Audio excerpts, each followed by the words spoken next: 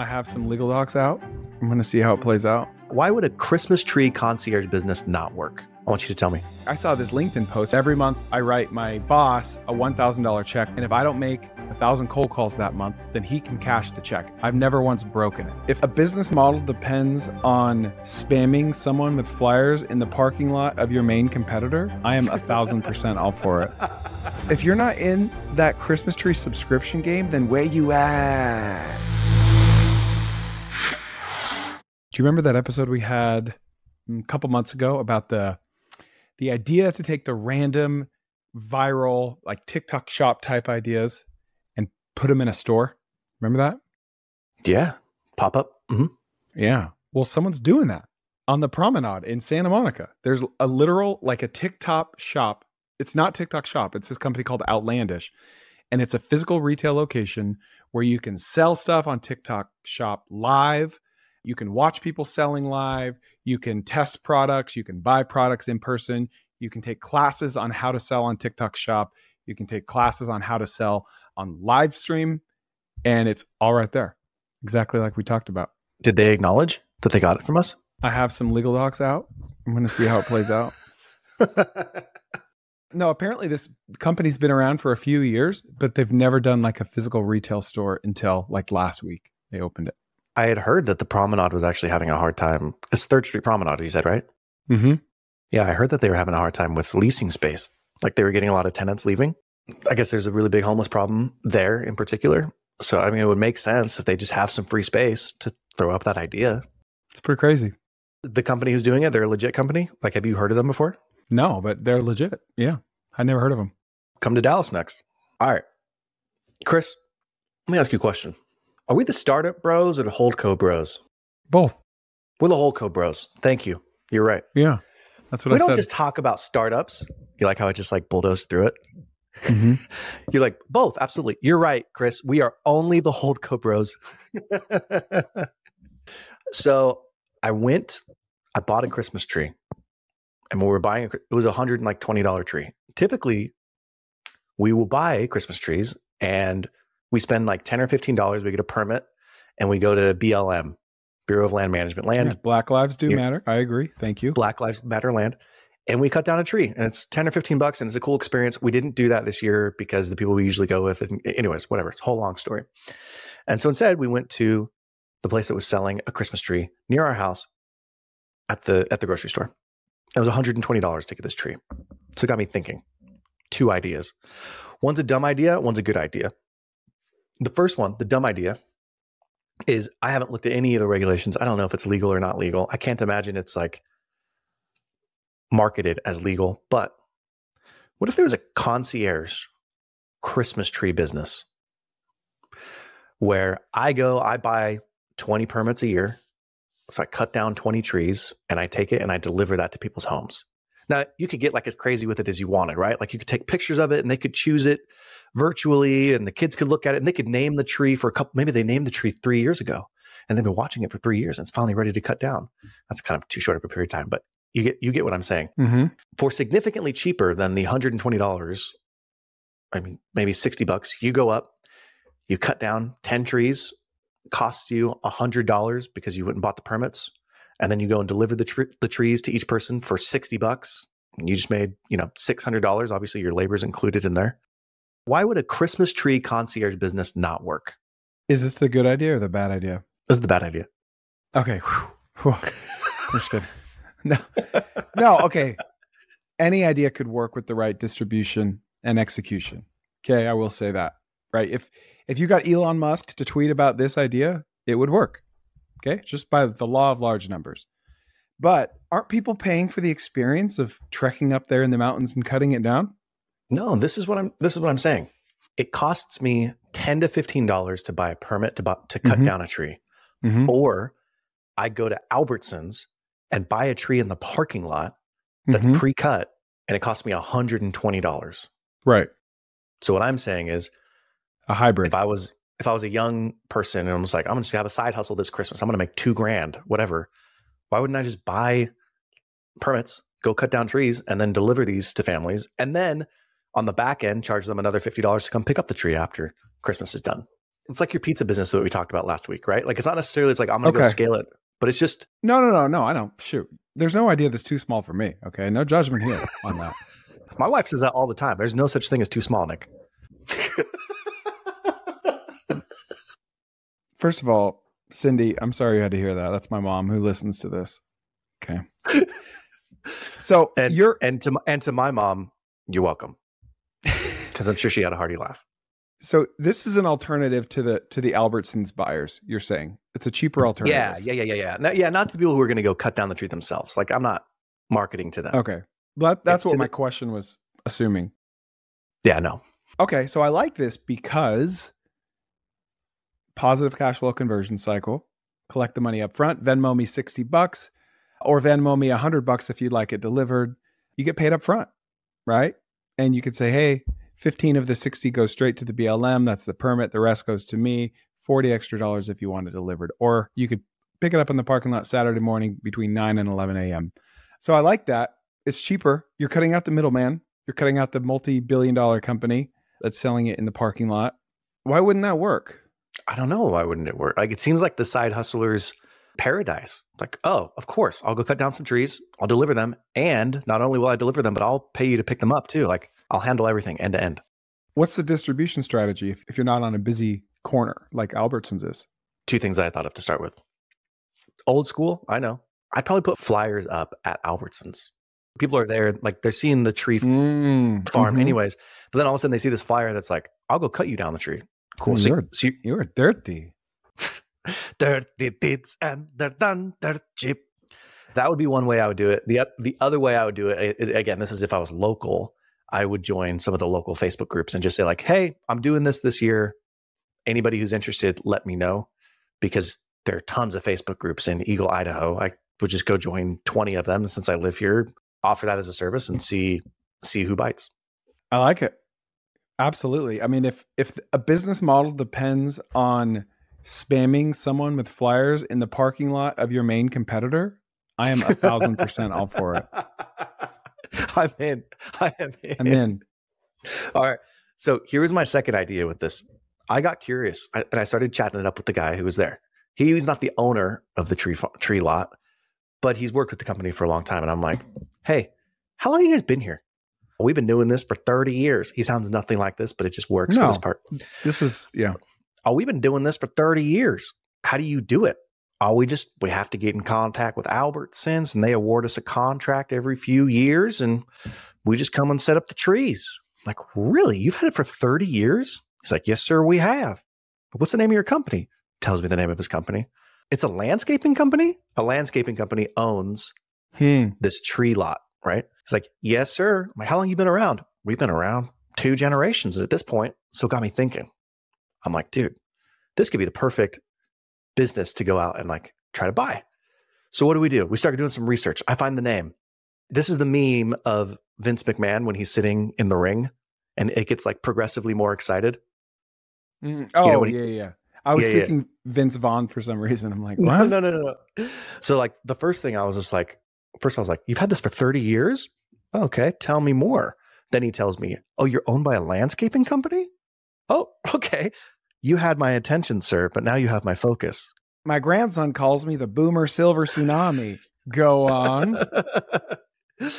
So then he tells me the name of the company. I go to the website. Guess what I found on the website, Chris? Please don't tell me it was just plain HTML. There was no website, Chris. They were on beautiful. They were on Google Maps because people had been giving them reviews. I click on the website, Chris. First of all, it's been ransomwared. Can you tell me the business so I can look at this up? Is it the same Google business profile listing for the tree business and the lawn care business? No, it's just the lawn care business. There is no Google listing for the tree business. The first one that comes up is like, your connection is not private. So it's like, I can't go to it. And then the second one I tried to get to, I get this like ransomware. Your website is under construction. If you're the owner of this domain and need assistance, please contact web support at blah, blah, blah, blah, blah. So I'm like, dude, first of all, these guys don't care about their website because they've allowed it to just sit there as a problem. Second, they're a known entity. People are leaving them Google reviews, but they're still not optimizing it. So when you reach out to a mobile home park and it's like, Gary Johnson at AOL.com, or Lauren Michaels at Comcast.net, SBCglobal.org. The second I see that, I buy a boat. Why? Why do you buy a boat? Because I know I'm going to be able to afford it with all the money I'm about to make. What's up? Oh my gosh. So it was so good. Just the timing was perfect. Anyways, so it got me thinking. There have got to be many similar ancillary businesses that are owned by unsexy companies that are operating. And there's one of two options. Option number one, you try to buy the Christmas tree lot from them. I think that would be hard. I don't think they want to carve that out. They're probably like super high margins. Option number two would be going and try to buy this business, because I already know a couple things. Number one, they've been around for 30 years. So they've got a really long track record. That's awesome. They've got people know who they are. They've got a crew. They're delivering good service, etc. They're probably making a ton of money from the tree farm. And they're probably making so much money, they don't care about their freaking website. That's how much business they have coming in. So they're probably close to retirement age. They're in the ballpark of like, hey man, I'd love to talk to you about buying your business. I'm not saying it would work, but there's a chance that you could buy this business. So I know you do the same thing as well. I think there are so many opportunities like this to go out and cold contact these people in your local markets, these local businesses that could potentially be for sale, because they are going to sell in the next 10 years. We know 10,000 baby boomers are retiring every single day, and 1,000 of them are business owners. So as you're out and about, look for little clues like that. Could this be a company that's coming for sale? Because you might just find a gem. I mean, the homepage of their website says click to print coupon. Like what? Dude, that's a thing? I know.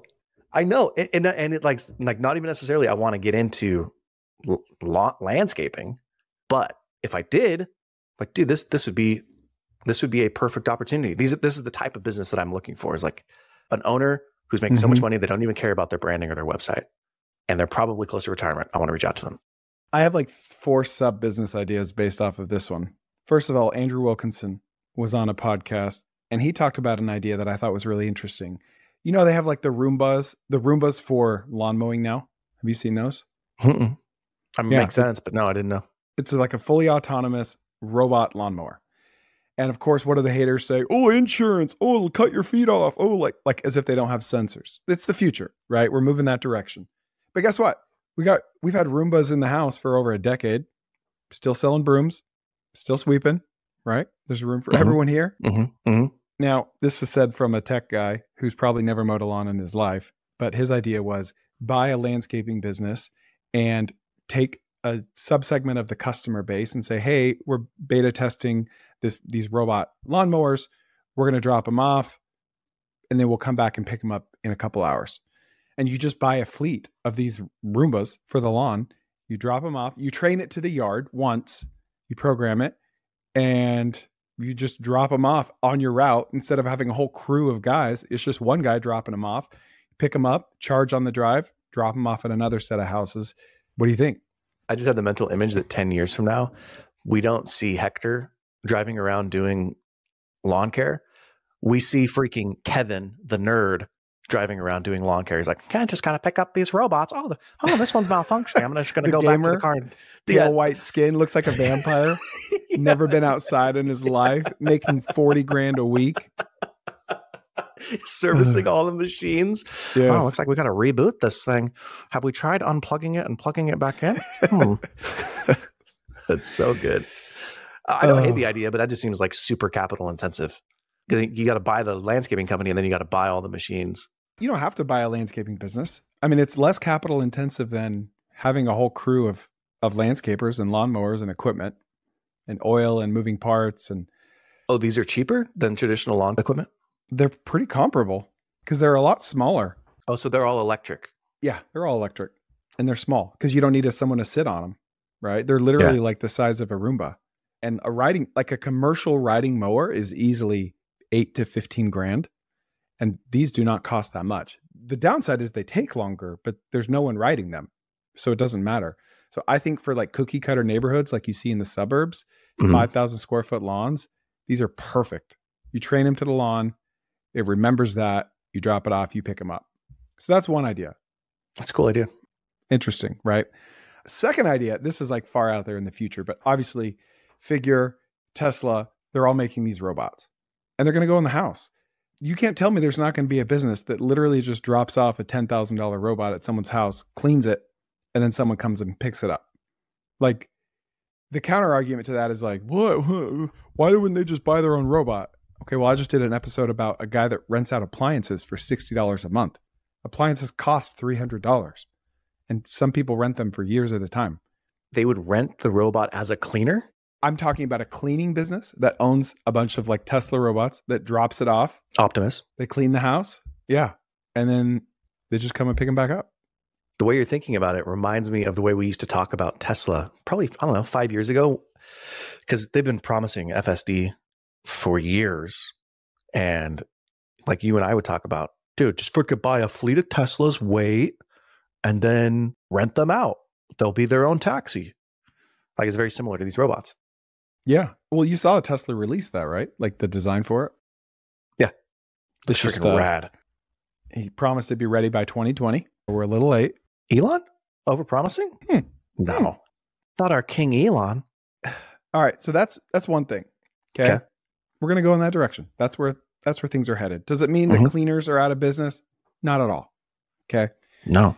And you drop off robots and do laundry for you, right? We still haven't invented a good machine that does laundry for you. Have you ever seen those machines? They're like hydraulic machines with these huge hooks, and they roll up to a tree, like a fully mature tree, and they dig these hooks in the ground, pull the tree out, and then you go dig a hole in the ground that's the exact same size and just boop, transplant that tree into that hole. Yeah. Isn't that insane? Insane. Or the same, I mean, it's the same concept, but those machines that go and pick apples in large orchards, like they're driving and then they just grab the tree They and shake it. Yeah. It's insane. So cool. Okay. So 2 ideas here. Christmas tree. What's stopping someone from going to a Christmas tree farm, zoop, scooping that sucker out of the ground, whoop, putting it in a pot, right, with extra soil, delivering it to the house. Oh, we have a nice real Christmas tree. You're watering it every week. And then you just zoop, take it back, put it back on the farm, do it again next year when it's a little bit bigger. Did you just invent a recurring revenue model from Christmas trees? If you're not in that Christmas tree subscription game, then where you at? Dude. What was the original version of that? Where you at? Oh, yeah. Anyways. Me. Yeah. Anyway. Yeah. Why could you not do it? I think you could. It's the same concept of transplanting trees, which I've done. You're transplanting it into a pot that is transportable. You're putting it in your living room and you're putting like a nice wreath or a garland or something around the pot, something Christmassy. And then you're taking it back at the end of December and you're putting it back on the farm to keep growing. Yeah. I mean, you just charge someone a rental fee. Mm-hmm. It's eco-friendly, baby. If it dies and it breaks, then you charge them the full price of the tree. That's a really interesting idea. Well, and those trees can go a long time without water. I'm betting that you could get away with not even watering it that much. There's probably a farmer listening to this right now who's like, oh, these idiots. What they don't understand is so dumb. Birch trees can't survive for that long outside of Mother Nature. Someone slept through agronomy class. Tell me you're not an arborist without telling me you're not an arborist. I'd say these guys are horta uncultured, if you know what I'm saying. We're so stupid. Anyway, all right. That's one idea. Okay. Okay. Here's the other idea that I've had for a while. Tell me why this wouldn't work. Tell me why it wouldn't work. If you want to build a house or build anything, you buy raw land and it's probably going to have some trees on it. Okay. Mm-hmm. What do you have to do? You got to clear the land. Land clearing is a thing. It is a well-established industry. Okay. You can do it with chainsaws. You can do it with heavy equipment, skid steers. You push the trees over, you cut them over, you pull out stumps, you burn the stumps. You can clear land any number of ways. So there's a market there that exists. And then you've got a market of homeowners or businesses that want to plant mature trees because it's the one thing you can't just like snap your fingers and have exist. They either have to wait decades for them to grow, or you have to spend a lot of money to buy a transplantable tree. The bigger a tree, the more expensive they are. Tree farms are insanely expensive, like thousands to tens of thousands of dollars to buy these trees that are 5, 10, 15 years old. And it makes sense, right? Why can't you buy one of those hydraulic machines and somehow find a way? Maybe you're pulling city permits. Maybe you're pulling real estate records when a piece of raw land sells and reaching out to the buyer right after it sells, and playing middleman between the guys that are about to chop down or burn all these trees and the guys that want to buy mature trees and moving them. If I were the nursery or the tree farm, that would be something I would explore as a distribution channel. I would reach out to, like you said, tree trimming businesses or land clearing businesses, or getting records of homes that have sold in the area and use that as acquiring cogs, essentially. Because in that way, you don't have to reinvent the wheel. You're already selling these trees to people. You're selling them at a much different maturity level, but you're already selling these trees. Yeah, I don't hate it. Those are 4 good ideas off of that. We're pretty tight. All right. If you are watching this clip right now, you are watching this on YouTube. And if you are a fan of podcasts, please check out my podcast while you're at it, because sometimes I have podcasts that aren't on YouTube and sometimes I have YouTubes that aren't on podcasts. So check out the Kerner Office on any podcast platform, or you can go to tkopod.com. Also, my newsletter, we'll throw that in there. There are no ads. It's weekly. It's different content than my podcast and YouTube. Newsletter.chrisjkerner.com. You'll see the link, and we'll see you there. All right. Do you remember when we were talking a couple weeks ago about dogs with leaky gut? Yes. Well, when I was talking to him, it gave me this idea, and I was going to bring it up last time, but we didn't have enough time. If you remember, he's selling supplements to pet owners to fix their dog's leaky gut. And he charges a subscription for that. And it's effectively a 2-month treatment course. And then people pay after those 2 months, after the leaky gut is fixed, for the supplements. But he has pretty high churn. So he's got 300 or 400 current customers, but he's had over 5,000 customers. And when I was talking to him on my podcast, I'm asking him the question. I'm like, well, what are you doing with those 5,000? He's like, nothing. I'm like, what are you doing to nurture them? Do you sell to them? No. Do you sell any other products besides these supplements? No, not yet.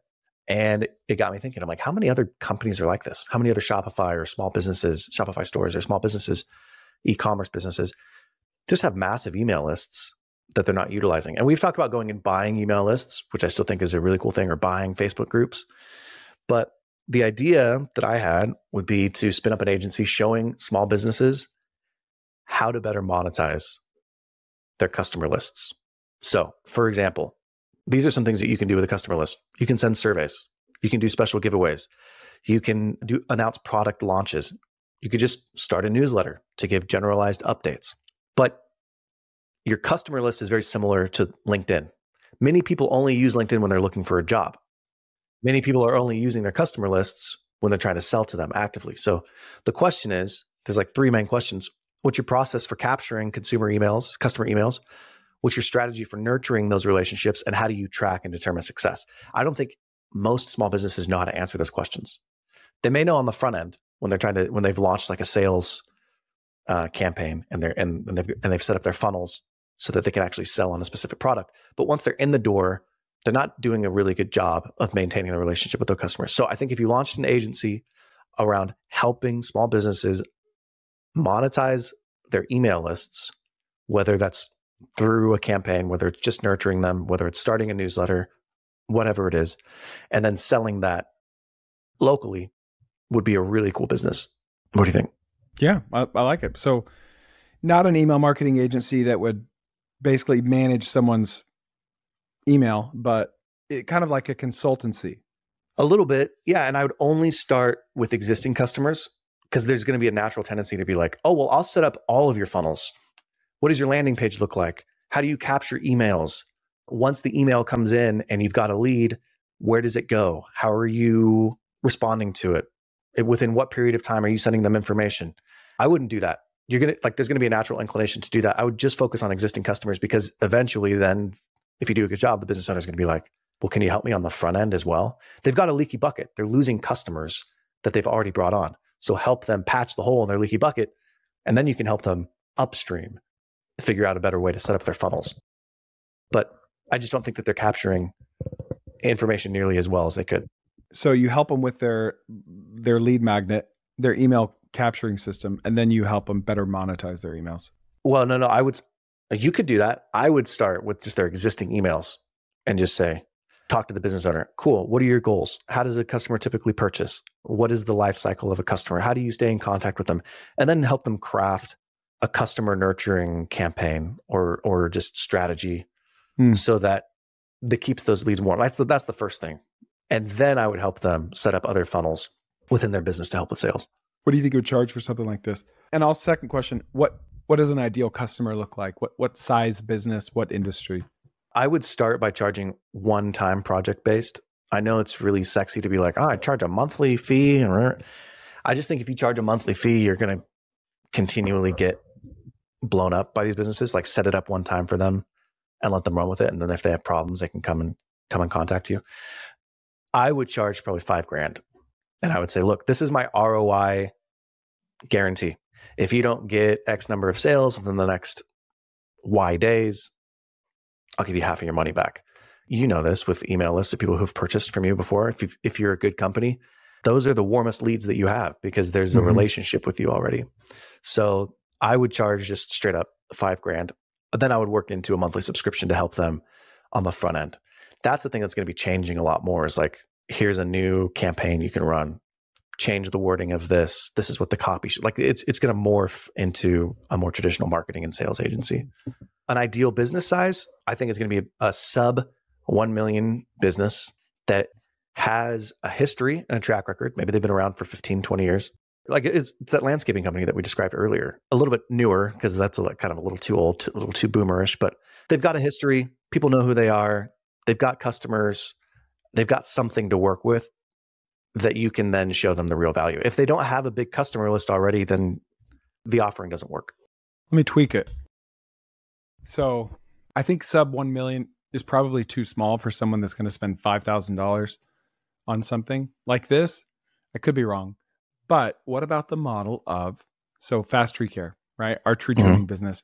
We have a sizable email list and a phone number list that we've never once used, right? Total hypocrites. Here we are talking about all this. Yeah.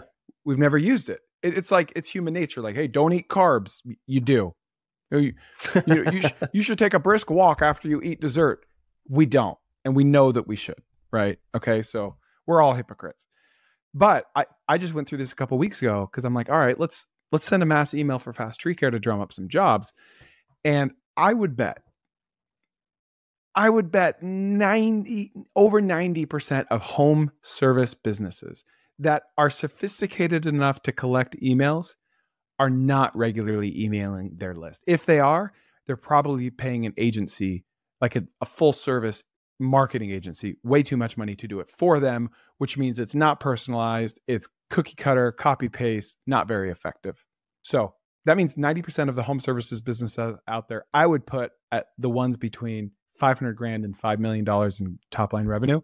You go in there and say, hey, what CRM do you use? Jobber. Okay, cool. We know Jobber. We love Jobber. Here's what we're going to do. For $0, we're going to go into your Jobber account. We're going to segment your list. We're going to find people that you gave a quote to but never purchased. We're going to find people that purchased but never purchased you again. We're going to find people that just opted in for whatever reason and they've never bought from you. And we're going to start generating jobs for you from your existing customer list. Well, I could send an email anytime I want. Yeah, but respectfully, you don't know what you're doing.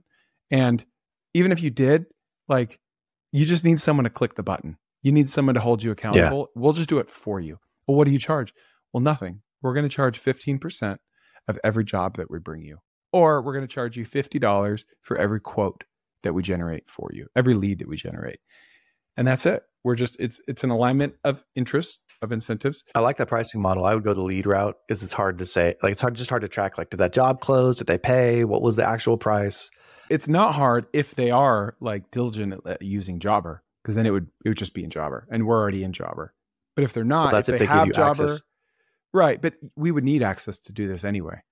But they might like have Jobber on paper and pay for it every month, but not like be actually putting out jobs in there. And in that sense, so maybe it would just be a gut call when you log in a Jobber and it's like, oh, clearly you're doing everything in here. I'm going to charge a percentage of revenue generated, or clearly you're paying for Jobber. You're just collecting emails. But I don't know. Like Jobber shows your revenue is 0. I see 9 wrapped trucks in your parking lot. That's clearly not true. I'm just going to charge per lead generated. I love that. I think that could be a really good business. It's just hard. Like philosophically, it's hard for a business owner to shell out thousands per month or one time for some service and just hope and pray that it works. It returns a positive ROI. Yeah. I mean, we've dealt with that a ton. You think you have a really good idea and you're like, oh, this is amazing. I could generate $100,000 a month for this person. It makes all the sense in the world, but there's still that step of faith. It's like, okay, I'll pay you $5,000 for this. What's my guarantee that I'm actually going to get it? So you better have a really, really good, really well dialed in offering. All right. Quick question for you. Do you think that there's a business here? I had a caller reach out my Q&A episode, and he wants to start a business that's like a business owner accountability platform. There's a business out there that does this for health and fitness. You pay them $600, $700 a month. They check in with you every day via text. They don't eat this, don't eat that. What'd you eat today? I think there's a lot of automations involved, but there is an actual real person on the other end of the phone. The company's doing well. Seemingly they're growing. He wants to do this for business owners, both people starting a business and people running a business, an accountability partner. Okay. I'll tell you what my answer was to him. Actually, I want to hear what you think. Is this a viable business model? Why or why not? Do I think it's a viable business model? It depends. To me, that you're just describing a mastermind, whether it's EO, YPO, Vistage, Tiger 21, Hampton. Well, this is one-to-one though. This is like it's like a business partner with no equity. It's an accountability partner. Hey, do you do those cold emails today? As opposed to a mastermind is like, I'm going to meet with these 8 people. We have group chat. This is like very one-to-one personalized. Yeah, I know. I'm giving you my justification. You're asking me, do I think it's a viable business? Yes, because it's similar to those companies and businesses that already exist, and a function of those masterminds is accountability. So, yeah, do I think it could work? Yes. Does he talk about pricing? No, I'm just assuming he's in the same ballpark, hundreds of dollars per month. Here's why I like the idea. I like the idea because it's really easy to not hold yourself accountable. I'll do it tomorrow. This came up and I wasn't able to get it done. And having somebody check in with you every day, even if it's an annoyance, you're going to get better results. There's a reason why. What does Sam Parr always talk about? My Body Tutor. Mm-hmm. I think is one of those that they work, right? Because there's an accountability, there's a feedback loop built in to the process. So I think that it's a good idea from that standpoint. I think the difficulty of this is going to be the intimate nature of it. Like, in order for me to have an accountability partner, I'm going to have to open myself up and I'm going to have to tell them about my life, my business, things that are important to me, etc. I think there's a bigger trust factor there that you'd have to overcome. You'd have to really get them to understand that you're not going to disclose things, or that you actually have insights, or you're going to be consistent. So I think that might be one of the biggest hurdles, is getting people to trust. Yeah, I agree. I think if you trust the person that's your accountability partner, then you're more likely to keep paying and stay accountable and do the thing. But I think getting there takes so much time that it needs to be a more expensive product. Mm-hmm. Right? I think so too. I also think it's like, you can't be a nice accountability partner. It can't be like, oh, what happened? Oh, tell me about why you weren't. I kind of think you need to kick in the pants a bit of like, what's the freak, man? What are you waiting for? You said you're going to do it. If it's just some stranger in an SMS, it's like, who the frick is this guy? I don't care if I'm going to do this or not, you know? Yeah, exactly. I saw this LinkedIn post where this guy, he had a picture of a $1,000 check, and he's like a real estate broker. And he said, every month I write my boss a $1,000 check to his name. And if I don't make 1,000 cold calls that month, then he can cash the check and keep my $1,000. And I've never once broken it. And it's kept me accountable. And I think that would be interesting. Right. I think it should be, it's like the barbell, right? This needs to be like 2,000 a month, and like someone legit, which is just a coach. It's just a business coach, which is a well-established industry. It needs to be that, or it needs to be like a free app where you deposit money and that money is kept. Kind of like the idea we talked about a couple of weeks ago. That money is kept if you don't do the thing, and you doing the thing has to be provable somehow. It can't just be on your honor. I like that idea. Because then there's real skin in the game. Maybe you start super niche where it's like an accountability partner for cold outbound, and you have to link through an API to your open phone or to your whatever it is, so it knows for sure that you're doing that thing. And if you are, then you'll get your money back. Maybe less a 5% processing fee. And if you're not, the money's gone. Yeah, it has to be things that are easily measurable. Like my mind goes to, let's say somebody wants to grow a social media platform or a social media presence, and that we're knee deep in that world right now. That's very easily measurable. Did you post 3 times today? I don't care about the quality. Just did you post? Did you write what you said you were going to write? Cool. Now I know whether or not I can keep the money or whether or not you get refunded. Yeah, picking a niche I think would probably be the way to go. Hey, I'm going to help entrepreneurs who have a hard time losing weight. That might be a niche. Or like, I'm going to help entrepreneurs who have wanted to learn Spanish, but never have. It's like, all right, sign up for Duolingo and I know exactly whether or not you've done the courses. And so you get your money back. Yeah. I like focusing on the vertical or niche. So yeah, I think it could be cool. I think I got that same question from him. I feel like we've gotten that a few times from him. Maybe he blasted me up like 4 different ways. What I would say to him, I can't remember his name. I know I could find it because I read the same thing. What I would say to you, Dragon Slayer 69420 is, if you've asked us this question several times, go freaking test it. Like at this point, if it's on your mind and you've been like, you can't stop thinking about it and you're trying to get external validation from somebody else, just go do it. Just go see if it works or not. That's going to be the real validation, whether or not you can get somebody to pay for it. You've heard it here first. Bias for action trumps all. Start it before you have it. All right. This is a good one. All right. What'd you think? Please share it with a friend and we'll see you next time on the Kerner Office.